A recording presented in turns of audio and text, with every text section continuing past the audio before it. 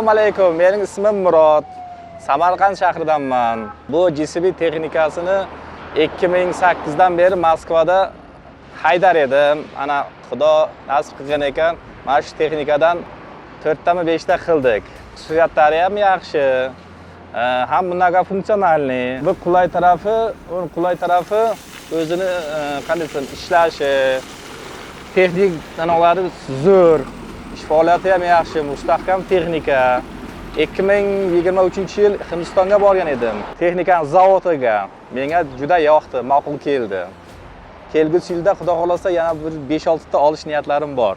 Mustahkamligi bo'yicha bu gartak boshqa ekskavator pogrubchilarga nisbatan bu gartak ham chaqqonroq, ham quvvatidan desakmi, qanday desam, ishlab chiqarish bo'yichami ham mustahkamroq. Birinchi ham chaqqonligi, ham ekonomichligi. O'sha tarafidan u menga ma'qul keldi.